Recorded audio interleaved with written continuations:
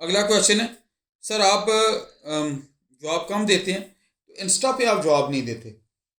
अच्छा सवाल है।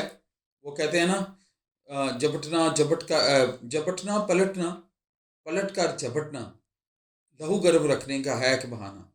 तो बेटा ये सोशल जो एप्स हैं, इनके इतने ज़्यादा फोरम हैं और इतने ज़्यादा सवाल आ रहे होते हैं कि हर जगह मेरे पास लैक ऑफ टाइम है, मैं पूरा नहीं आ सकता। मैं बहुत अपनी इनएबिलिटी शो करता हूँ, because I am not only doing this service.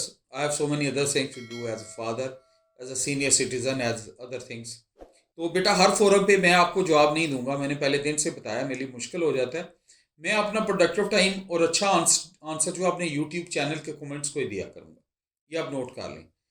कुछ बच्चे रात को लेट एट नाइट भी कॉल कर देते हैं, उनकी मर्जी है, उनको सलाम पेश करता हूँ, लेकिन साथ में कहता हूँ कि कॉल भी करनी है तो सुबह 8 से लेके रात 8-9 बजे तक किया करें। लेट एट नाइट आप जागते होंगे, मैं नहीं जागता। तो इसका आंसर ये है जो आपने फरमाया, I respect your hard work. अब बच्चे हैं हमारे, जो भी आपका सवाल हो आप यूट्यूब चैनल पे कमेंट्स में आए, उधर हम जवाब देंगे। बाकी ऐप पे हम कम रिप्लाई देते हैं। सर आपकी कोई एकेडमी है क्या? नहीं बेटा, मेरी एकेडमी कोई नहीं है, और मेरी एकेडमी आप सब हैं।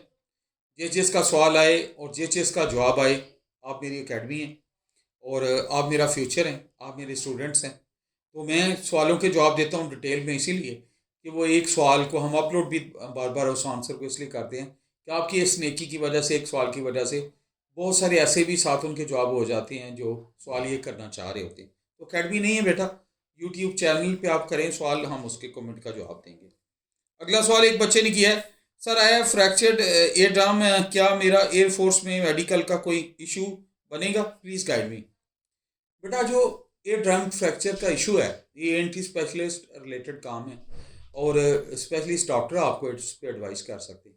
ऑफ एंड शायद मेरे लिए मुश्किल हो, आप आर्मी नेवी या एयरफोर्स के हॉस्पिटल में जाएं, उनके डॉक्टर साहब जो ईएनटी स्पेशलिस्ट हैं उनसे अपॉइंटमेंट लें, अपनी प्रॉब्लम डिस्कस करें। वो मेरा ख्याल है इस पर आपको गाइड भी करेंगे, और सारी अभी नई बड़ी एडवांस मेडिसिन आई है इस पर, आप डॉक्टर साहब को कंसल्ट करें इस पर। एक और बच्चे का नेक्स्ट सवाल है, सर मेरा एयरफोर्स का आईएसएस भी है, नेक्स्ट वीक मैं और मैंने आर्मी के इनिशियल टेस्ट पास किया है। गुड, कांग्रेचुलेशंस, आपने कमेंट दिया है, मेरी दुआएं बेटा आपके साथ हैं। सर दो आईएसएस में कितने मंथ का डिस्टेंस होना चाहिए? एक आईएसएस भी वैलिड होती है almost for 1 year, 6 month to 1 year valid होती है अगर आपने क्वालिफाई किया हुआ है। तो अगर दोनों सूरतों में, तो उसमें उतना ड्यूरेशन वो डेट देख के आपको पता चल जाएगा कि आप कब अपीयर हुए थे लास्ट टाइम, या क्या आपका रिजल्ट था।